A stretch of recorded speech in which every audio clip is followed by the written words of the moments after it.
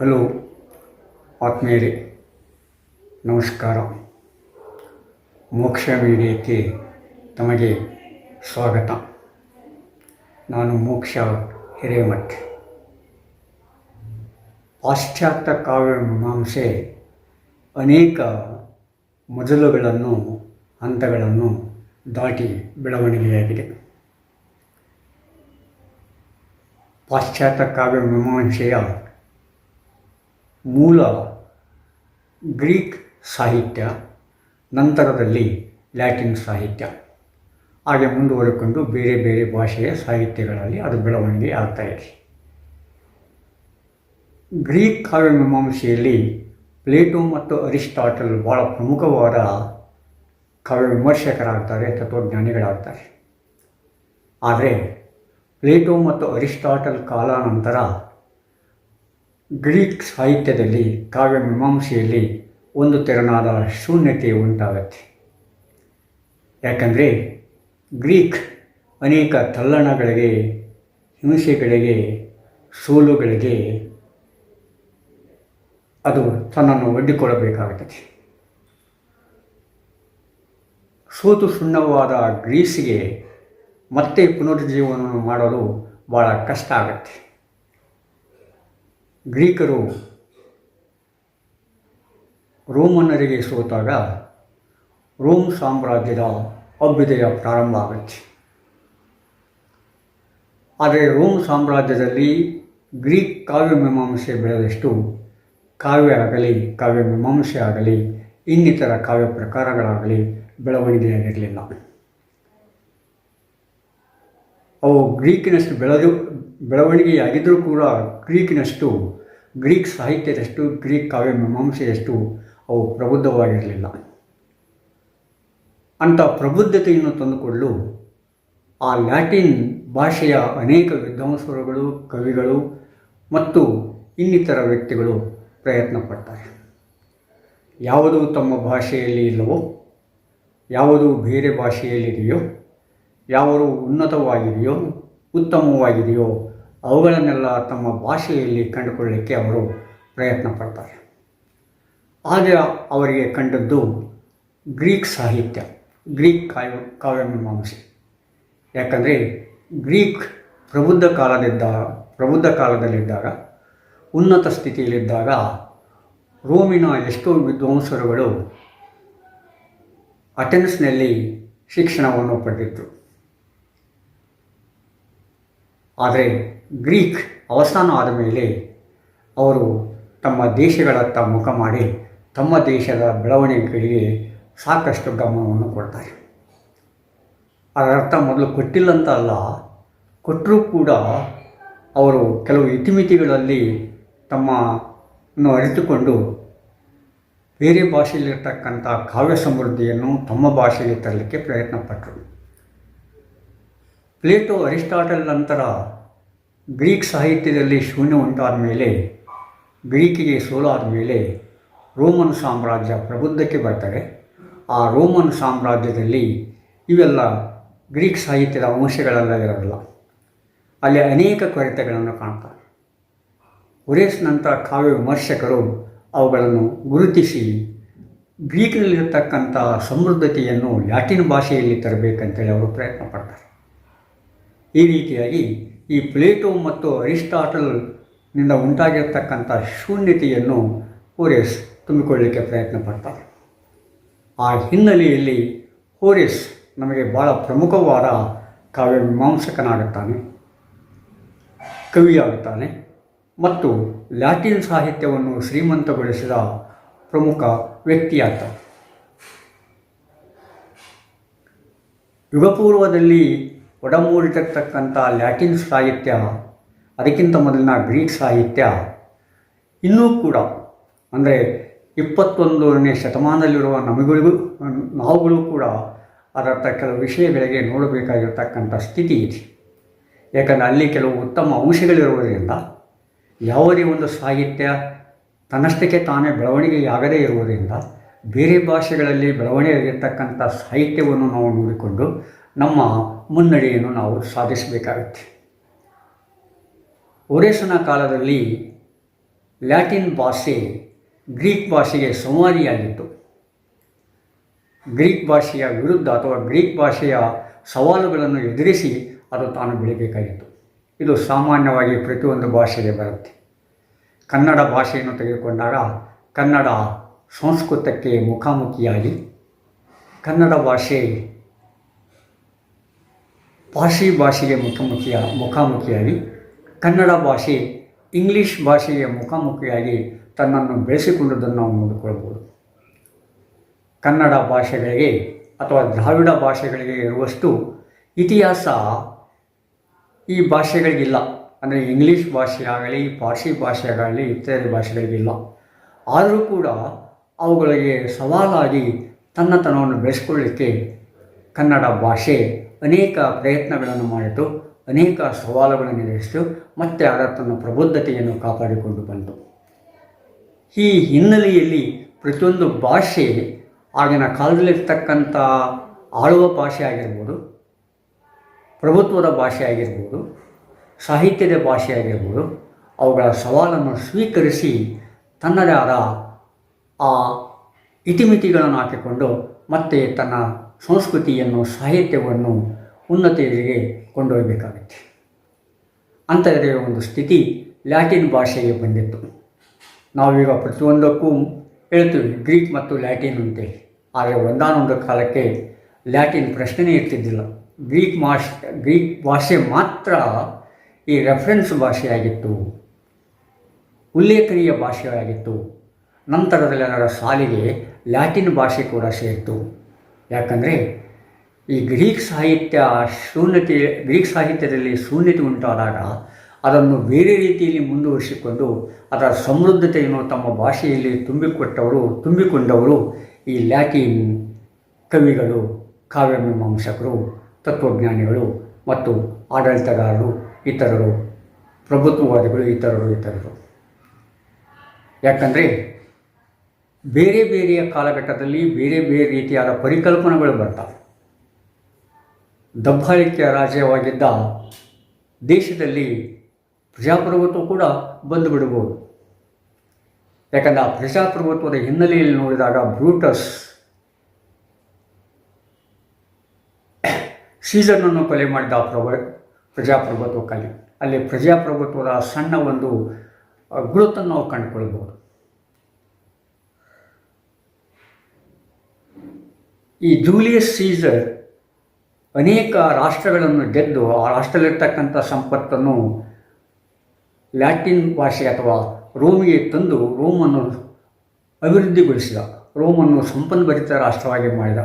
ಆದರೆ ಬರ್ತಾ ಅವನೊಬ್ಬ ಸರ್ವಾಧಿಕಾರ ಆಡಳಿತವನ್ನು ತೆಗೆದುಕೊಂಡು ಅವನ ಗೆಳೆಯನಾಗಿರ್ತಕ್ಕಂಥ ಬ್ರೂಟಸ್ ಅವನ ವಿರುದ್ಧ ನಿಲ್ತಾನೆ. ಅಷ್ಟೇ ಅಲ್ಲ,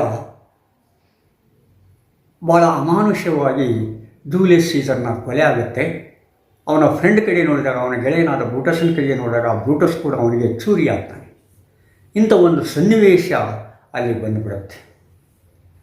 ಅಂದರೆ ಅವರಿಗೆ ಈ ಪರಿಕಲ್ಪನೆಗಳು ಭಾಳ ಮುಖ್ಯ ಆಗ್ತವೆ. ಸರ್ವಾಧಿಕಾರತ್ವ, ಪ್ರಜಾಪ್ರಭುತ್ವ, ಸಮಾಜವಾದ, ಎಡಪಂಥವಾದ, ಬಲಪಂಥವಾದ, ಮಧ್ಯಪಂಥವಾದ, ಇನ್ನೂ ಏನೇನೋ ವಾದಗಳು ಅಲ್ಲಿ ಭಾಳ ಪ್ರಮುಖ ಆಗ್ತವೆ. ಇಂಥದೇ ಕೆಲವು ಪರಿಕಲ್ಪನೆಗಳಿಗೆ ಬಲಿಯಾಗಿರ್ತಕ್ಕಂಥ ಅಥವಾ ಪರಿಕಲ್ಪನೆಗಳಿಗೆ ಬದ್ಧವಾಗಿರ್ತಕ್ಕಂಥ ಎಷ್ಟೋ ಸಂಘ ಸಂಸ್ಥೆಗಳನ್ನು ನಾವು ಭಾರತದಲ್ಲಿ ಕೂಡ ಕಂಡುಕೊಳ್ಳಬಹುದು. ಕೆಲವರು ಹೇಳ್ತಾರೆ ಈ ನಕ್ಸಲರ ಪರಿಕಲ್ಪನೆಗೆ ಭಾಳ ಕಟಿಬದ್ಧವಾಗಿದ್ದರು ಅಂತೇಳಿ. ಎಡಪಂಥೀಯವಾದಿಗಳು ಆ ಪರಿಕಲ್ಪನೆಗೆ ಭಾಳ ಕಟಿಬದ್ಧವಾಗಿದ್ದರು. ಅವರು ಸಂಬಂಧಕ್ಕಿಂತ ಆ ಪರಿಕಲ್ಪನೆ ಭಾಳ ಮುಖ್ಯ ಆಗುತ್ತೆ. ಗಂಡ ಹೆಂಡತಿಯ ಸಂಬಂಧಗಳು ಕೂಡ ಅಲ್ಲಿ ಬೇರೆ ಆಗ್ಬೋದು, ಮಕ್ಕಳ ಮತ್ತು ತಂದೆ ತಾಯಿಗಳ ಸಂಬಂಧಗಳು ಕೂಡ ಬೇರೆ ಆಗಬಹುದು. ಯಾಕಂದರೆ ಪರಿಕಲ್ಪನೆ ಮುಖ್ಯ ಆಗುತ್ತೆ. ಹೆಂಡತಿ ಮಧ್ಯಮವಾದಿಯಾಗಿದ್ದರೆ ಗಂಡ ಎಡಪಂಥೀಯವಾದಿಯಾಗಿರ್ತಾರೆ ಒಂದೇ ಮನೆಯಲ್ಲಿ, ಮಕ್ಕಳು ಇನ್ನೊಂದು ಯಾವುದೋ ಪಂಥೀಯವಾದಿಯಾಗಿರ್ತಾರೆ. ಸೊ ಇಲ್ಲಿ ನಾವು ಕಂಡುಕೊಳ್ಬೇಕಾಗಿದ್ದು ಈ ಪರಿಕಲ್ಪನೆಯ ಪರಿಜ್ಞಾನ ಮತ್ತು ಪರಿಕಲ್ಪನೆಯ ಮನುಷ್ಯನನ್ನು ಯಾವ ಕಡೆಗೆ ಕೊಂಡೊಯ್ಯುವುದು ಅನ್ನೋದನ್ನು ತೋರಿಸ್ಕೊಡ್ತಾರೆ. ಯಾಕಂದರೆ ಯಾವುದೇ ಒಂದು ದೇಶದಲ್ಲಿ ಬದಲಾವಣೆಯನ್ನು ತರಬೇಕಾದ್ರೆ ಆ ಪರಿಕಲ್ಪನೆ ಕೂಡ ಭಾಳ ಮುಖ್ಯ ಆಗುತ್ತೆ. ಆ ಪರಿಕಲ್ಪನೆಗೆ ಎಷ್ಟೋ ಜನ ಬದ್ಧತೆಯನ್ನು ವ್ಯಕ್ತಪಡಿಸ್ತಾರೆ, ಆ ಪರಿಕಲ್ಪನೆಯಲ್ಲಿ ಕೆಲವರು ಸಾವನ್ನು ಕೂಡ ಆಗ್ತಾರೆ. ಅಂಥ ಸನ್ನಿವೇಶಗಳನ್ನು ನಾವು ಭಾಳ ಕಂಡಿದ್ದೇವೆ. ಅಂಥದೇ ಒಂದು ಸನ್ನಿವೇಶ ಈ ಒರೇಶನ ಜೀವನದಲ್ಲಿ ಕೂಡ ನಡೆಯಿತು. ಯಾಕಂದರೆ ಒರೇಶ್ ಬ್ರೂಟಸ್ ಪರವಾದ ಸೈನ್ಯದಲ್ಲಿ ಕೆಲಸ ಮಾಡಿದ್ದ. ಜೂಲಿಯಸ್ ಸೀಸರ್ನ ಕೊಲೆಯಾಗಿ ಆ್ಯಂಟೋನಿಯೋ ಜೂಲಿಯಸ್ ಸೀಸರ್ನ ಪರವಾಗಿ ಯುದ್ಧವನ್ನು ಮಾಡ್ತಾ ಇರುವಾಗ ಅವನ ವಿರುದ್ಧ ಈ ಬ್ರೂಟಸ್ನ ಸೈನ್ಯ ಕಾರ್ಯನಿರ್ವಹಿಸಿತು. ಅಷ್ಟೇ ಅಲ್ಲಂತ ಕಾರ್ಯನಿರ್ವಹಿಸಿ ಕೆಲವು ಒರೇಶ್ ಕೂಡ ಒಬ್ಬನಾಗಿದ್ದ. ಆದರೆ ಯಾವಾಗ ಬ್ರೂಟಸ್ನ ಸೈನ್ಯ ಸೋಲನ್ನಪ್ತದೋ ಆವಾಗ ಅನಿವಾರ್ಯವಾಗಿ ಈ ಒರೇಶಿಗೆ ಗೊತ್ತಾಗುತ್ತೆ ತಾನು ಇಟ್ಟಿರ್ತಕ್ಕಂಥ ಹೆಜ್ಜೆ ಜನರ ಮನಸ್ಸಿನಲ್ಲಿ ನಾಟಿಲ್ಲ ಅಂತೇಳಿ. ಹೀಗಾಗಿ ಏನು ಮಾಡ್ತಾನೆ, ತನ್ನ ಮನಸ್ಸು ಮತ್ತು ಹೆಜ್ಜೆಯನ್ನು ಏನು ಮಾಡ್ತಾನೆ, ಅವನು ಬದಲಾಯಿಸ್ಕೊಳ್ತಾನೆ. ಜನರ ಮನಸ್ಸನ್ನು ಯಾವುದು ಎದುರಿಟ್ಟಿರ್ತದೆಯೋ ಅದಕ್ಕೆ ಕಟಿಬದ್ಧವಾಗಿ ಕೆಲಸ ಮಾಡಬೇಕೆ ಹೊರತು ಜನರ ಮನಸ್ಸಿನ ವಿರುದ್ಧವಾಗಿ ಹೋದರೆ ಸಾವು ಕಟ್ಟಿಟ್ಟ ಬುತ್ತಿ, ಬದಲಾವಣೆ ಕನಸಿನ ಮಾತಾಗತ್ತೆ ಅನ್ನೋದು ಅವನಿಗೆ ಗೊತ್ತಾಗುತ್ತೆ. ಹೀಗಾಗಿ ಅವನು ಸೋತಾಗ ಅವನನ್ನು ಸೆರೆಬಿಡಿಯಲಿಕ್ಕೆ, ಅವನನ್ನು ಕೊಲ್ಲಲಿಕ್ಕೆ ಎಷ್ಟೋ ಜನ ಪ್ರಯತ್ನ ಪಟ್ಟಾಗ ಅವರ ಮನವೊಲಿಸಿ ಏನು ಮಾಡ್ತಾನೆ, ಅವರಲ್ಲಿ ಒಬ್ಬವನಾಗಿ ಏನು ಮಾಡ್ತಾನೆ, ಅವನು ತನ್ನ ಜೀವವನ್ನು ಉಳಿಸಿಕೊಂಡು ಲ್ಯಾಟಿನ್ ಭಾಷೆಯ ಸಾಹಿತ್ಯವನ್ನು ಶ್ರೀಮಂತಗೊಳಿಸ್ತಾನೆ. ಅದು ಭಾಳ ಮುಖ್ಯ ಆಗುತ್ತೆ. ಹೋರೇಸ್ ಪಾಶ್ಚಾತ್ಯ ಕಾವ್ಯ ಮೀಮಾಂಸಕರಲ್ಲಿ ಭಾಳ ಪ್ರಮುಖವಾದ ವ್ಯಕ್ತಿ ಆಗ್ತಾನೆ. ಯಾವ ರೀತಿ ಪ್ಲೇಟೋ, ಅರಿಸ್ಟಾಟಲ್ ನಮಗೆ ಪ್ರಮುಖವಾದ ಗ್ರೀಕ್ ಸಾಹಿತ್ಯದಲ್ಲಿ ಪ್ರಮುಖವಾದ ವ್ಯಕ್ತಿಗಳಾಗ್ತಾರೋ, ಪ್ರಮುಖವಾದ ಕಾವ್ಯ ಮೀಮಾಂಸಕರಾಗ್ತಾರೋ, ನಂತರದ ದಿನಗಳಲ್ಲಿ ಈ ಹೋರೇಸ್ ಕೂಡ ಪ್ರಮುಖ ಕಾವ್ಯ ಮೀಮಾಂಸಕನಾಗಿ ಪರಿವರ್ತನೆ ಆಗ್ತಾನೆ. ಅವನ ಪರಿಣಾಮವನ್ನು, ಅವನ ಓದನ್ನು ಕೂಡ ನಾವು ಎಂದಿಗೂ ಕೂಡ ಸಾಹಿತ್ಯದಲ್ಲಿ ಕಂಡುಕೊಳ್ಬೋದು.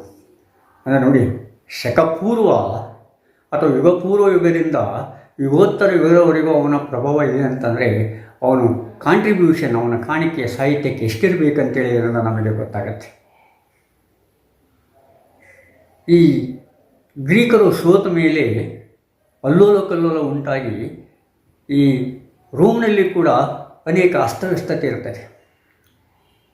ಹೇಳಿಕೊಡುವಂಥ ಸಾಹಿತ್ಯ ಇರೋದಿಲ್ಲ, ಗ್ರೀಕರ ಕಲೆ ಇರೋದಿಲ್ಲ, ಜಾಣ್ಮೆ ಇರೋದಿಲ್ಲ, ಕಾರ್ಯನಿರ್ವಹಣೆ ಇರೋದಿಲ್ಲ, ಚತುರತೆ ಇರೋದಿಲ್ಲ, ಇತ್ಯಾದಿಗಳನ್ನು ಪಟ್ಟಿ ಮಾಡಿ ಅವುಗಳನ್ನು ರೋಮ್ನಲ್ಲಿ ಕೂಡ ತರಬೇಕು, ಲ್ಯಾಟಿನ್ ಭಾಷೆಯಲ್ಲಿ ಅವುಗಳು ಒಡಮೂಡಬೇಕು ಅಂತೇಳಿ ಹೋರೇಸ್ ಪ್ರಯತ್ನ ಪಡ್ತಾನೆ. ಯಾಕಂದರೆ ಸೋತಿರ್ತಕ್ಕಂಥ ದೇಶ, ಸೋಲಿಸಿದ ದೇಶವನ್ನು ಕಲೆಗಳ ಮುಖಾಂತರ ಮಾತ್ರ ಹಿಡಿದಿಡಬಹುದು ಅನ್ನೋದಕ್ಕೆ ಇದು ಸಾಕ್ಷಿ.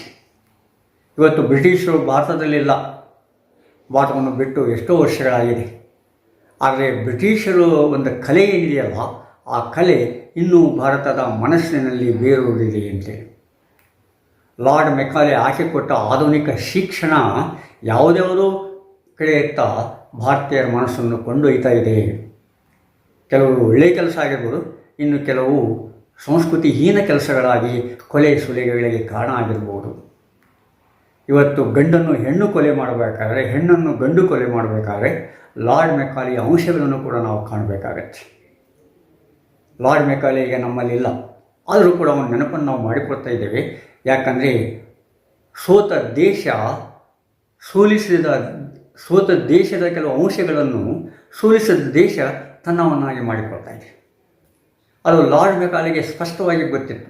ಆದ ಕಾರಣ ಹೇಳ್ತಾನೆ, ಇಂದಿಲ್ಲ ನಾಳೆ ನಾವು ಭಾರತವನ್ನು ಬಿಟ್ಟು ಹೋಗ್ತೇವೆ, ಭಾರತವನ್ನು ಬಿಟ್ಟೋದ್ರೂ ಕೂಡ ನಾವು ಭಾರತದಲ್ಲಿರ್ತೇವೆ, ಅದು ಕಲೆಯ ಮೂಲಕ, ಸಾಹಿತ್ಯದ ಮೂಲಕ ಅಂತೇಳಿ, ವಿದ್ಯಾಭ್ಯಾಸದ ಮೂಲಕ ಅಂತೇಳಿ. ಆ ಮಾತು ಇಂದಿಗೂ ಕೂಡ ಕರೆಯಾಗಿದೆ. ಆ ಭಾಷೆಯನ್ನು ಕಲಿಯೋದರ ಮೂಲಕ, ಅಲ್ಲಿರ್ತಕ್ಕಂಥ ಕಲೆಯನ್ನು ನಮ್ಮದನ್ನಾಗಿಸಿಕೊಳ್ಳುವ ಮೂಲಕ, ಆ ಭಾಷೆಯ ಮುಖಾಂತರ ಕನ್ನಡ ಸಾಹಿತ್ಯವನ್ನು ಶ್ರೀಮಂತಗೊಳಿಸುವ ಮೂಲಕ ನಾವೇನು ಮಾಡಿದ್ದೀವಿ, ಆ ಬ್ರಿಟಿಷರನ್ನು ಮೀರಿ ಬೆಳವಣಿಗೆ ಆಗಿದ್ದೀವಿ. ಇವತ್ತು ಆ ಬ್ರಿಟನ್ನಲ್ಲಿ ಎಷ್ಟೋ ಜನ ಮಂತ್ರಿಗಳು, ಆಡಳಿತಗಾರರು, ತತ್ವಜ್ಞಾನಿಗಳು, ಕಲೆಗಾರರು ಈ ಮೂರನೇ ಜಗತ್ತಿನಿಂದ, ಆಗಿನ ಕಾಲದಲ್ಲಿರ್ತಕ್ಕಂಥ ಆ ಸಾಮಂತರೇನಿದ್ದಲ್ಲ, ಆ ಸಾಮಂತ ಜಗತ್ತಿನಿಂದ ಇವತ್ತು ಬ್ರಿಟನನ್ನು ಆಳ್ತಾ ಇದ್ದಾರೆ. ಅದು ಅಮೇರಿಕ ಕೂಡ ಆಗಿರ್ಬೋದು. ಯಾಕಂದರೆ ಅಲ್ಲಿ ಬಂದಿರತಕ್ಕಂಥ ಒಂದು ಪ್ರಜಾಪ್ರಭುತ್ವ ಪರಿಕಲ್ಪನೆ ಏನಿದೆಯಲ್ಲ, ಆ ಪ್ರಜಾಪ್ರಭುತ್ವ ಪರಿಕಲ್ಪನೆ ಇವುಗಳನ್ನೆಲ್ಲ ಸಾಧ್ಯತೆಯನ್ನಾಗಿ ಮಾಡ್ತಾಯಿದೆ. ಒಂದು ಕಾಲಕ್ಕೆ ಸರ್ವಾಧಿಕಾರತ್ವ, ಇನ್ನೊಂದು ಕಾಲಕ್ಕೆ ಜಿನೋಸೈಡ್ ಅಂದರೆ ಪೀಳಿಗೆಯ ಹತ್ಯೆ ಇತ್ಯಾದಿ ಇತ್ಯಾದಿ ಅವುಗಳನ್ನು ದಾಟಿ ಪಾರಾಕೂನ್ ಮಾಫ್ 12 ಕೊಲೆಗಳನ್ನು ಮಾಡಿದರೂ ಕೂಡ ಯಾರು ಕೇಳಬಾರ್ದು ಅನ್ನೋ ಸ್ಥಿತಿಯಿಂದ ದಾಟಿ ಇವತ್ತು ಒಂದು ಕೊಲೆ ಮಾಡಿದರೂ ಕೂಡ ಯಾಕೆ ಅಂತಕ್ಕಂಥ ಕೇಳ್ತಕ್ಕಂಥ ಒಂದು ಮನಸ್ಥಿತಿಯನ್ನು ಪ್ರಜಾಪ್ರಭುತ್ವ ಉಳಿಸ್ಕೊಂಡಿದ್ದೇವೆ. ಇಲ್ಲಿ ನಮ್ಮ ಸಂವಿಧಾನ ಕೂಡ ಭಾಳ ಮುಖ್ಯ ಆಗುತ್ತೆ. ಆ ಸಂವಿಧಾನದ ಆಶಯಗಳು ಅಂಶಗಳು ಕೂಡ ಭಾಳ ಮುಖ್ಯ ಆಗ್ತವೆ. ಅಂಥ ಸಂವಿಧಾನವನ್ನು ಉಳಿಸಿ ಬೆಳೆಸೋದು ಕೂಡ ಭಾಳ ಮುಖ್ಯ ಆಗುತ್ತೆ. ಯಾಕಂದರೆ ಯಾವಾಗಲೂ ಸರ್ವಾಧಿಕಾರಿಗಳು ಈ ಪ್ರಜಾಪ್ರಭುತ್ವದ ನೆಲೆಯ ವಿರೋಧಿಗಳಾಗಿ ಕೆಲಸ ಮಾಡ್ತಾ ಇರ್ತಾರೆ. ಅವರು ದೇಶದ ಹೆಸರಿನಲ್ಲಿ ಅಥವಾ ಸಂಸ್ಕೃತಿ ಹೆಸರಿನಲ್ಲಿ ಉನ್ನತ ಸಂಸ್ಕೃತಿಯ ಬೇರುಗಳನ್ನು ನಾಶ ಮಾಡಲಿಕ್ಕೆ ಕೂಡ ಪ್ರಯತ್ನ ಪಡ್ತಾ ಇದ್ದಾರೆ. ಸಂಸ್ಕೃತಿ ಹೆಸರಿನಲ್ಲಿ ಉನ್ನತ ಸಂಸ್ಕೃತಿ ಬೆಳವಣಿಗೆ ಆಗಬೇಕು. ನಮ್ಮ ಸಂಸ್ಕೃತಿ ಉನ್ನತವಾಗಿದೆ, ಅದನ್ನು ಮತ್ತಷ್ಟು ಉನ್ನತವಾಗಿಸ್ಕೊಳ್ಬೇಕು. ಹೊರತು ದೇಶದ ಮೂಲಕ ಹೃದಯಗಳನ್ನು ಛಿದ್ರ ಮಾಡೋದ್ರ ಮೂಲಕ ನಾವು ಸಂಸ್ಕೃತಿಯನ್ನು ಬೆಳೆಸಲಿಕ್ಕೆ ಸಾಧ್ಯತೆ ಇಲ್ಲ. ಹೃದಯಗಳು ಒಂದಾಗಬೇಕು. ಹೃದಯಗಳು ಒಂದಾಗಬೇಕಂದ್ರೆ ಗಂಡು ಹೆಣ್ಣು ಅಂತ ಅರ್ಥ ಅಲ್ಲಿಲ್ಲ. ಮನುಷ್ಯ ಸಮಾಜದಲ್ಲಿರ್ತಕ್ಕಂಥ ದ್ವೇಷ ಮರೆಯಾಗಿ ಮನುಷ್ಯ ಮೃಗತ್ವದಿಂದ ಮಾನವೀಯತೆ ಕಡೆಗೆ ಹೋಗಬೇಕಾದ್ರೆ ಆ ಉನ್ನತ ಸಂಸ್ಕೃತಿಯ ಬೆಳವಣಿಗೆ ಭಾಳ ಮುಖ್ಯ ಆಗುತ್ತೆ. ಅದೆಷ್ಟೋ ಸಲ ಇದಕ್ಕೆ ಸಂಸ್ಕೃತಿಯ ಹೆಸರಿನಲ್ಲಿ ಇದಕ್ಕೆ ವಿರೋಧವಾದ ಅಂಶಗಳನ್ನು ನಾವು ಕಾಣ್ತಾ ಇದ್ದೇವೆ. ಆ ಹಿನ್ನೆಲೆಯಲ್ಲಿ ನೋಡಿದಾಗ ನಮಗೆ ಓರೆಸ್ನ ಪ್ರಾಮುಖ್ಯತೆ ಗೊತ್ತಾಗುತ್ತೆ. ಓರೆಸ್ನ 3 ಕೃತಿಗಳು ಭಾಳ ಪ್ರಮುಖ ಆಗ್ತವೆ. Epistle to Florus, epistle to Augustus and epistle to Pisos. ಈ 3 ಕೂಡ ಪತ್ರಕಾವ್ಯ ಅಂತ ಹೇಳ್ತಾರೆ, ಆರ್ಟ್ ಪೊಯೆಟಿಕಾ ಅಂತ ಹೇಳ್ತಾರೆ. ಆ್ಯಕ್ಚುಲಿ ಈ ಓರೆಸ್ ಅದನ್ನು ಪತ್ರಕಾವ್ಯ ಅಂತ ಹೇಳೋದಿಲ್ಲ, ಆರ್ಟ್ ಪೊಯೆಟಿಕಾ ಅಂತ ಹೇಳೋದಿಲ್ಲ. ನಂತರದಲ್ಲಿರ್ತಕ್ಕಂಥ ಅವನ ಪೀಳಿಗೆಯವರು ಅದನ್ನು ಓದಿ ಅದನ್ನು ನೋಡಿಕೊಂಡು ಅದರಲ್ಲಿರ್ತಕ್ಕಂಥ ಕಾವ್ಯ ವಿಮರ್ಶೆಯನ್ನು ಅರ್ಥ ಮಾಡಿಕೊಂಡು ಅದಕ್ಕೆ ಆರ್ಟ್ ಪೊಯೆಟಿಕ್ ಅನ್ನೋ ಹೆಸರನ್ನು ಕೊಡ್ತಾನೆ. ಅದು ಪತ್ರಕಾವ್ಯ ಅಂತೇಳಿ ಗುರುತಿಸ್ತಾರೆ. ಅಂದರೆ ಒಂದಾನೊಂದು ಕಾಲದಲ್ಲಿ ಲ್ಯಾಟಿನ್ ಸಾಹಿತ್ಯದಲ್ಲಿ ಪತ್ರಕಾವ್ಯ ಇದ್ದಿಲ್ಲ. ಆದರೆ ಆ ಪತ್ರಕಾವ್ಯಕ್ಕೆ ಹುಟ್ಟು ಹಾಕಿದವನು ಉಗಮವನ್ನು ಮಾಡಿರ್ತಕ್ಕಂಥ ಒಂದು ಶ್ರೇಯಸ್ಸು ಹೋರೆಸನಿಗೆ ಹೋಗುತ್ತದೆ. ಒಂದು ಹುಟ್ಟನ್ನು ಹಾಕಬೇಕಾದ್ರೆ, ಒಂದು ಪರಿಕಲ್ಪನೆಯನ್ನು ಉದ್ಭವಿಸೋದನ್ನು ಸ್ಥಾಪಿಸಬೇಕಾದ್ರೆ ಅಷ್ಟು ಸುಲಭವಾದ ಕೆಲಸ ಅಲ್ಲ. ಅದು ಎಷ್ಟೋ ವರ್ಷಗಳನ್ನು ತೆಗೆದುಕೊಳ್ತಾ ಇದೆ, ಎಷ್ಟೋ ಜ್ಞಾನವನ್ನು ತೆಗೆದುಕೊಳ್ತಾ ಇದೆ, ಎಷ್ಟೋ ವಿದ್ವತ್ತನ್ನು ತೆಗೆದುಕೊಳ್ತಾರೆ. ಅದನ್ನೆಲ್ಲ ಮಾಡಿ ಅದಕ್ಕೂ ಮೀರಿ ಅವನೇನು ಮಾಡ್ತಾನೆ, ಪತ್ರಕಾವ್ಯದ ಮೂಲಕ ಈ ರೋಮಿನ ಸ್ಥಿತಿಗತಿಯನ್ನು ಹೇಳ್ತಾನೆ. ಎಪಿಸಲ್ ಟು ಪೋರಸ್ನಲ್ಲಿ ಆ ರೋಮಿನ ಸ್ಥಿತಿ ಏನಿತ್ತು, ಈಗ ಭಾರತದ ಸ್ಥಿತಿ ಯಾವ ರೀತಿ ಇತ್ತು ಅದೇ ರೀತಿ ರೋಮನ ಸ್ಥಿತಿ ಇತ್ತು ಅಂತ ಹೇಳ್ಬೋದಾಗ ನಾವು. ಆ ರೋಮನ್ನರ ಸ್ಥಿತಿ ಭಾಳ ಅಯೋಮಯವಾಗಿತ್ತು. ಅವರು ಸಂಸ್ಕೃತಿಯ ಕೆಳಮಟ್ಟದಲ್ಲಿದ್ದರು. ಕೆಲವು ಸಲ ಸಂಸ್ಕೃತಿ ಅಂದರೆ ಏನೋ ಗೊತ್ತಾಗ್ತಾ ಇದ್ದಿಲ್ಲ ಅವರಿಗೆ. ಆದರೂ ಕೂಡ ಅವರು ಗ್ರೀಕರನ್ನು ಸೋಲಿಸಿ ತಮ್ಮ ಸಾಮ್ರಾಜ್ಯವನ್ನು ಸ್ಥಾಪಿಸಿದರು. ಯಾಕಂದರೆ ಅವರಲ್ಲಿ ಕಾರ್ಯಚಕ್ಷತೆ ಅಥವಾ ಕಾರ್ಯಕ್ಕೆ ಭಾಳ ಒತ್ತನ್ನು ಪ್ರಾಮುಖ್ಯತೆಯನ್ನು ಕೊಡಲು ಭಾಳ ಮುಖ್ಯವಾಗಿತ್ತು. ಯಾವ ರೀತಿಯಾಗಿ ಗ್ರೀಕರು ಕಲೆ ಮತ್ತು ಕಾವ್ಯಕ್ಕೆ ಪ್ರಾಮುಖ್ಯತೆಯನ್ನು ಕೊಟ್ಟರು, ತತ್ವಜ್ಞಾನಕ್ಕೆ ಪ್ರಾಮುಖ್ಯತೆಯನ್ನು ಕೊಟ್ಟರು, ಇವರು ಕಾರ್ಯ ನಿರ್ವಹಣೆಗೆ ಭಾಳ ಪ್ರಾಮುಖ್ಯತೆಯನ್ನು ಕೊಡ್ತಾರೆ. ಆದರೆ ಇವರಲ್ಲಿ ಸಾಹಿತ್ಯ, ಸಂಗೀತ, ತತ್ವಜ್ಞಾನದ ಕೊರತೆ ಭಾಳ ಇತ್ತು. ಅದನ್ನು ನಂತರ ದಿನಗಳಲ್ಲಿ ತಂದುಕೊಳ್ತಾರೆ. ಈ ದ್ವೇಷ ಭಾಷಣ, ಹೃದಯ ಛಿದ್ರಗೊಳಿಸುವಿಕೆ, ಬಡತನ, ಸಂಸ್ಕೃತಿ ಹೀನತೆ ಇವೆಲ್ಲವುಗಳನ್ನು ಕುರಿತು ಏನು ಮಾಡ್ತಾನೆ ಈ ಹೋರೇಸ್ ಕವಿ ಅಥವಾ ಮೀಮಾಂಸಕ ಎರಡೂ ಅವನು ಹೋರೇಸನ ಪತ್ರ ರೂಪದಲ್ಲಿ ಬರೀತಾನೆ, ಪೋರಸ್ಸಿಗೆ ಪತ್ರ ರೂಪದಲ್ಲಿ ಬರೀತಾನೆ. ಅದನ್ನೇ ಎಪಿಸಲ್ ಟು ಪೋರಸ್ ಅಂತ. ಎಪಿಸಲ್ ಅಂದರೆ ಲೆಟರ್ ಅಂತ ಅರ್ಥ. ಕನ್ನಡದಲ್ಲಿ ಪತ್ರ ಅಂತ ಹೇಳ್ತೀವಿ ನಾವು. ಕನ್ನಡದಲ್ಲಿ ಪತ್ರ ಕಾವ್ಯ ಇಲ್ಲ, ಕಡಿಮೆ ಇದ್ದರೂ ಕೂಡ ಕೆಲವರು ಬರೀತಾರೆ, ಇಲ್ಲ ಅಂತಲ್ಲ, ಕಡಿಮೆ ಇದೆ. ಇಂಗ್ಲೀಷ್ನಲ್ಲಿ ಕಡಿಮೆ ಇದೆ. ವಿಶೇಷವಾಗಿ Jawaharlal Nehru glimpses of the world ಒಂದು ಪುಸ್ತಕದಲ್ಲಿ ಏನು ಮಾಡ್ತಾರೆ, ಈ ಪತ್ರದ ಮೂಲಕ ತನ್ನ ಮಗಳಿಗೆ ಕೆಲವು ಅಂಶಗಳನ್ನು ಹೇಳ್ತಕ್ಕಂಥ ಒಂದು ಪದ್ಧತಿಯನ್ನು ಅನುಸರಿಸಿದ್ದಾರೆ. ಅಲ್ಲಿ ಇಲ್ಲಿ ಬಂದಿದ್ದೇವೆ. ಆದರೆ ಲ್ಯಾಟಿನ್ ಭಾಷೆಯಲ್ಲಿ ಅದೇ ಪ್ರಮುಖವಾದ ಒಂದು ಕೃತಿಯಾಗತ್ತೆ. ನಂತರದಲ್ಲಿ ಎಪಿಸಲ್ ಟು ಅಗಸ್ಟಸ್ನಲ್ಲಿ ಏನು ಮಾಡ್ತಾನೆ, ರೋಮ್ ಸಾಮ್ರಾಜ್ಯ ಅಥವಾ ಲ್ಯಾಟಿನ್ ಭಾಷೆ ಯಾವ ರೀತಿ ಬೆಳವಣಿಗೆ ಆಗಬೇಕು, ರೋಮ್ನಲ್ಲಿ ಏನೇನಿರಬೇಕು, ಯಾವ ಅಂಶಗಳ ಕೊರತೆ ಇದೆ, ಅವುಗಳನ್ನು ಹೇಗೆ ತಿಳ್ಕೊಳ್ಬೇಕು ಅನ್ನುವುದನ್ನು ಅಗಸ್ಟಸ್ ಪ್ರೋವಿಗೆ ಬರೀತಾನೆ. ನಂತರದಲ್ಲಿ ಎಪಿಸಲ್ ಟು ಪಿಜೋಸ್ ಅವನ ಸಂಬಂಧಿಗಳಿಗೆ ಬಂಧುಗಳಿಗೆ ಬರೆದಿರ್ತಕ್ಕಂಥ ಪತ್ರ. ಇವೆಲ್ಲ ಪತ್ರಕಾವ್ಯಗಳೇ. ಈ ಮೂರನೇ ಪತ್ರಕಾವ್ಯ ಏನಿದೆಯಲ್ಲ ಇದು ಭಾಳ ಪ್ರಮುಖವಾದದ್ದು. ಅವರ ಸಂಬಂಧಿಗಳಿಗೆ ಬರೆದಿರ್ತಕ್ಕಂಥ ಎಪಿಸಲ್ ಟು ಪಿಜೋಸ್ ಏನಿದೆಯಲ್ಲ ಅದು ಲ್ಯಾಟಿನ್ ಭಾಷೆಯ ಕಾವ್ಯಮೀಮಾಂಸೆಯನ್ನು ಎತ್ತಿ ಹಿಡಿದಿದೆ. ಕಾವ್ಯಮೀಮಾಂಸೆಗೆ ಒಂದು ಬೆಲೆಯನ್ನು ಕೊಡ್ತಾ ಇದೆ, ಬೆಲೆಯನ್ನು ತರ್ತಾ ಇದೆ. ಯಾಕಂದರೆ ಅಲ್ಲಿವರೆಗೆ ಅಂಥ ಕಾವ್ಯಮೀಮಾಂಸೆ ಲ್ಯಾಟಿನ್ ಭಾಷೆಯಲ್ಲಿ ಬರೆದಿದ್ದಿಲ್ಲ. ಅದನ್ನು ಪ್ರಮುಖವಾಗಿ ಹೋರೇಸ್ನಂಥ ಕವಿಗಳು, ಕಾವ್ಯಮೀಮಾಂಸಕರು ಆ ಅಂಶವನ್ನು, ಆ ಕೊರತೆಯನ್ನು ತಮ್ಮ ಭಾಷೆಯಲ್ಲಿ ತಂದುಕೊಂಡೇನು ಮಾಡ್ತಾರೆ, ಅದನ್ನು ಜಗತ್ತಿನ ಭಾಷೆಯ ಸಾಲಿನಲ್ಲಿ ನಿಲ್ಲುವಂತೆ ಮಾಡ್ತಾರೆ. ಭಾಷೆ ಬೆಳವಣಿಗೆ ಆಗಬೇಕಾದ್ರೆ ಬರೀ ಹೋರಾಟದಿಂದ ಆಗಲ್ಲ, ಬರೀ ಘೋಷಣೆಗಳ ಮೂಲಕ ಆಗಲ್ಲ. ಹೋರಾಟ ಘೋಷಣೆಗಳು ಇರಬೇಕು ಇಲ್ಲ ಅಂತಲ್ಲ, ಆದರೆ ಅವುಗಳ ಇತಿಮಿತಿಯನ್ನು ಅರ್ಥ ಮಾಡಿಕೊಳ್ಬೇಕು. ಆ ಭಾಷೆಯನ್ನು ಉಪಯೋಗಿಸುವ ಮೂಲಕ, ಭಾಷೆಯಲ್ಲಿ ಬರವಣಿಗೆಯನ್ನು ಮಾಡೋದ್ರ ಮೂಲಕ, ಭಾಷೆಯಲ್ಲಿರ್ತಕ್ಕಂಥ ಕೊರತೆಯನ್ನು ನೀಗಿಸಿಕೊಳ್ಳುವ ಮೂಲಕ ಆ ಭಾಷೆಯನ್ನು ಬೆಳೆಸಬೇಕಾಗುತ್ತೆ. ಆ ಭಾಷೆಯ ಸಂಸ್ಕೃತಿಯನ್ನು ಬೆಳೆಸಬೇಕಾಗುತ್ತೆ. ಆ ಭಾಷೆಯನ್ನು ಬೆಳೆಸುವುದಾದರೆ ಆ ಭಾಷೆಯ ಸಂಸ್ಕೃತಿಯನ್ನು ಬೆಳೆಸ್ದಂಗೆ. ಹೀಗಾಗಿ ನಾವು ನಮ್ಮ ಭಾಷೆಯಲ್ಲಿರದೇ ಇರತಕ್ಕಂಥ ಅನೇಕ ಸಂಗತಿಗಳನ್ನು ಬೇರೆ ಭಾಷೆಗಳನ್ನು ತೆಗೆದುಕೊಂಡಿದ್ದೇವೆ. ಈ ಲೆಟರ್ಸ್ ಟು ಎಪಿಸಲ್ ಟು ಪಿಜೋಸ್ ಏನಿದೆಯಲ್ಲ ಅಲ್ಲಿ ಕಾವ್ಯ ಮೀಮಾಂಸೆಗಳ ಬಗ್ಗೆ ಹೇಳ್ತಾನೆ, ಕಾವ್ಯ ಹೇಗಿರಬೇಕನ್ನೋದನ್ನು ಹೇಳ್ತಾನೆ. ಆಮೇಲೆ ನಾಟಕ ಹೇಗಿರಬೇಕು, ಪ್ರಬಂಧ ಹೇಗಿರಬೇಕು ಅನ್ನೋ ಮಾತನ್ನು ಈ ಹೋರೇಸ್ ಹೇಳ್ತಾನೆ. ಎಸ್ಪೆಷಲಿ ಕಾವ್ಯದ ಬಗ್ಗೆ, ಪೊಯೆಸಿಯ ಕಾವ್ಯದ ವಿಷಯ, ಕಾವ್ಯದ ಶೈಲಿ ಮತ್ತು ಕವಿಗಳ ಬಗ್ಗೆ ಹೇಳ್ತಾನೆ. ಆಗಿನ ಕಾಲದಲ್ಲಿ ಒಬ್ರಿಗೊಬ್ಬರು ಹೊಗಳೋದೇ ಕವಿತೆ ಆಗಿಬಿಟ್ಟಿತ್ತು, ಕಾವ್ಯದ ವಿಷಯ ಅದೇ ಆಗಿಬಿಟ್ಟಿತ್ತು ಎಷ್ಟೋ ಸಲ. ಅಂಥದ್ರಿಂದ ಹೊರಗೆ ಬರಬೇಕು ಅನ್ನೋ ಮಾತನ್ನು ಹೇಳ್ತಾನೆ. ಅಂಥದ್ದೇ ಒಂದು ಪರಿಸ್ಥಿತಿ ಕನ್ನಡದಲ್ಲಿ ಈಗ ನಡೆದಿದೆ. ಮೊದಲು ಅಷ್ಟಿದ್ದಿಲ್ಲ, ಆದರೆ ಇತ್ತೀಚೆಗೆ ಈ ಓದಿನ ಅರಿವು ಕಡಿಮೆ ಇರುವುದರಿಂದ, ಓದಿನ ಕೊರತೆ ಇರುವುದರಿಂದ, ಓದಿದ್ದು ಕೂಡ ಪ್ರಬುದ್ಧವಾದ ಓದು ಆಗಿರದೇ ಇರುವುದರಿಂದ ಏನಾಗುತ್ತೆ, ಇಂಥ ಅನಾಹುತಗಳು ನಡೀತವೆ. ಅವಶ್ಯಕತೆ ಇದ್ದರೆ ಹೊಗಳಿಕೆ ತೆಗಳಿಕೆ ಬೇಕು, ಬೇಡ ಅನ್ನೋದಲ್ಲ. ಆದರೆ ಹೊಗಳಿಕೆ ಒಂದು ಪ್ರಾಮುಖ್ಯ ಆಗಬಾರ್ದು, ತೆಗಳಿಕೆ ಒಂದು ಪ್ರಾಮುಖ್ಯತೆ ಪಡಿಬಾರ್ದು. ಯಾವುದನ್ನು ಹೊಗಳಬೇಕು, ಯಾವುದನ್ನು ತೆಗಳಬೇಕು ನಾವು ವಿವೇಚನೆಯಿಂದ ಮಾಡಬೇಕಾಗತ್ತೆ. ಹೀಗಾಗಿ ಆ ಕಾವ್ಯದಲ್ಲಿ ವಿಷಯ ಮುಖ್ಯ ಆಗುತ್ತೆ, ಉನ್ನತ ವಿಷಯ ಮುಖ್ಯ ಆಗುತ್ತೆ. ಆ ಉನ್ನತ ವಿಷಯವನ್ನು ಆರಿಸಿಕೊಂಡ ಮೇಲೆ ಏನಾಗುತ್ತೆ, ಆ ಕಾವ್ಯದ ಶೈಲಿ, ರೀತಿ, ನೀತಿ, ಪರ ಆಯ್ಕೆ ಇತ್ಯಾದಿಗಳೆಲ್ಲ ಮುಖ್ಯ ಆಗ್ತವೆ. ನಂತರದ ಕವಿಯಲ್ಲಿ ಹಿನ್ನೆಲೆ, ಮುನ್ನೆಲೆ ಇತ್ಯಾದಿ ಮುಖ್ಯವಾಗ್ತವೆ.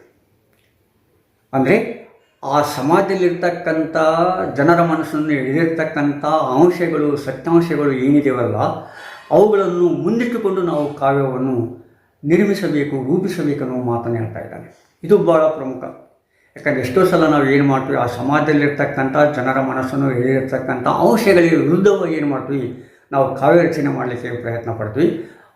ಈ ರೀತಿಯಾಗಿ ಆ ಜನರಿಂದ, ಆ ಸಮಾಜದಿಂದ ನಾವು ದೂರ ಹೋಗ್ತಾ ಇದ್ದೇವೆ. ಹೀಗಾಗಿ ಆ ಸಮಾಜದಲ್ಲಿರ್ತಕ್ಕಂಥ ವ್ಯಕ್ತಿಗಳು ಯಾರನ್ನೂ ನಮ್ಮನ್ನು ನಂಬಲಿಕ್ಕೆ ಆಗೋದಿಲ್ಲ. ಯಾಕಂದ್ರೆ ನಾಳೆ ಅನುಭವಿಸಿರ್ತಾನೆ ಹೋರೇಸ್.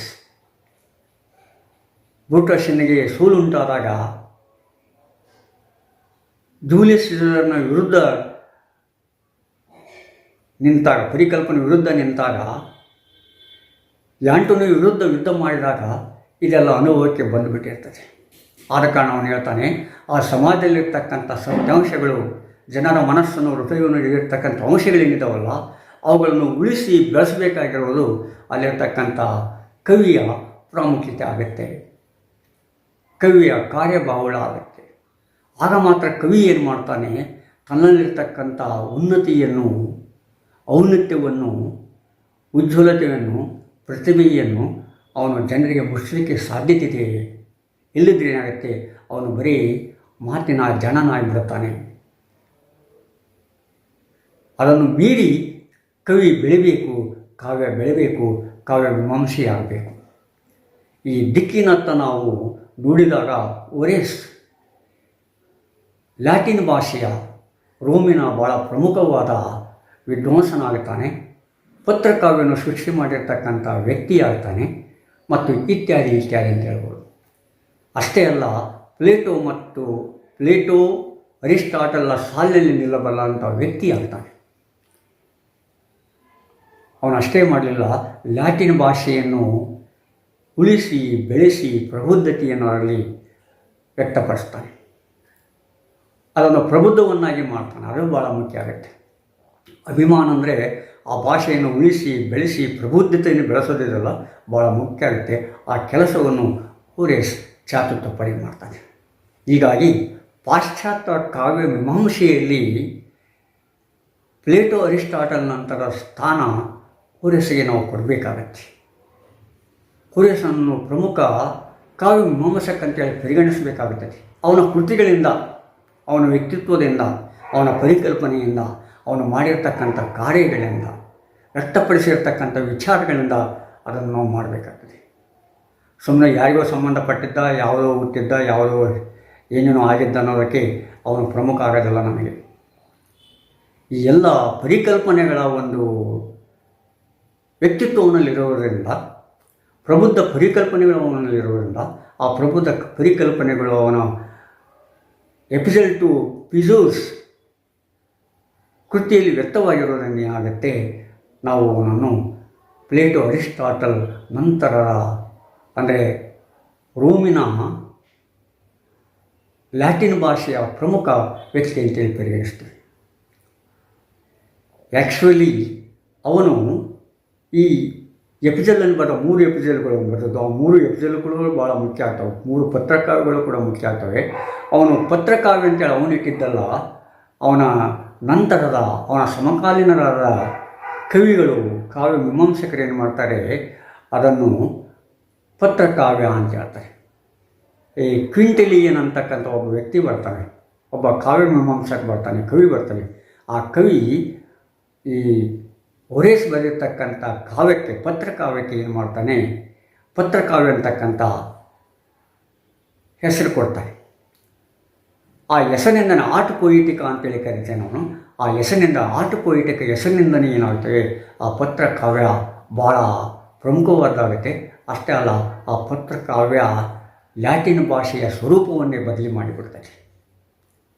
ಈ ರೀತಿಯಾಗಿ ಈ ಹೋರೇಸ್ ಲ್ಯಾಟಿನ್ ಭಾಷೆಯ ಸ್ವರೂಪವನ್ನು ಬದಲಿ ಮಾಡಿ ತನ್ನ ಅಸ್ತಿತ್ವವನ್ನು ಲ್ಯಾಟಿನ್ ಭಾಷೆಯಲ್ಲಿ ತೋರಿಸಿ ವ್ಯಕ್ತಪಡಿಸಿ ಅವನು ರೋಮ್ ಸಾಮ್ರಾಜ್ಯದ ಅಭ್ಯುದಯಕ್ಕೆ ಕಾರಣದ ವ್ಯಕ್ತಿ ಆಗ್ತಾನೆ. ಆದ ಕಾರಣ ನಾವು ಹೋರೇಸನನ್ನು ಭಾಳ ಪ್ರಮುಖವಾದ ಪಾಶ್ಚಾತ್ಯ ಕಾವ್ಯ ಮೀಮಾಂಸೆಯಲ್ಲಿ ಹೋರೇಸನನ್ನು ಭಾಳ ಪ್ರಮುಖವಾದ ಕಾವ್ಯ ಮೀಮಾಂಸಕ ಅಂತೇಳಿ ಪರಿಗಣಿಸಲೇಬೇಕಾಗುತ್ತೆ. ಇನ್ನು ಹೇಳುವುದು ಸಾಕಷ್ಟಿದೆ, ಆದರೆ ಈ ಸಮಯದ ಮಿತಿ ಹಿನ್ನೆಲೆಯಲ್ಲಿ ಎಲ್ಲವನ್ನೂ ಒಂದೇ ಸಲ ಹೇಳಲಿಕ್ಕಾಗೋದಿಲ್ಲ, ಸ್ವಲ್ಪನೇ ಹೇಳಬೇಕಾಗುತ್ತೆ. ಆದ ಕಾರಣ ಈ ಸಮಯದ ಮಿತಿಯಲ್ಲಿ ಎಷ್ಟು ಸಾಧ್ಯತೆ ಇದೆ ಅಷ್ಟನ್ನು ನಾನು ಸಮಪ್ ಮಾಡಲಿಕ್ಕೆ ಪ್ರಯತ್ನ ಪಟ್ಟಿದ್ದೆ. ನೀವು ಇದನ್ನು ಇಷ್ಟಪಡ್ತೀರಿ ಅಂತೇಳಿ ನಾನು ಆಶಿಸಿದ್ದೇನೆ. ಮತ್ತೆ ಮುಂದಿನ ಸಂಚಿಕೆಯಲ್ಲಿ ಭೇಟಿಯಾಗೋಣ. ಸಬ್ಸ್ಕ್ರೈಬ್ ಆಗಿ, ಶೇರ್ ಮಾಡಿ. ನಮಸ್ಕಾರ.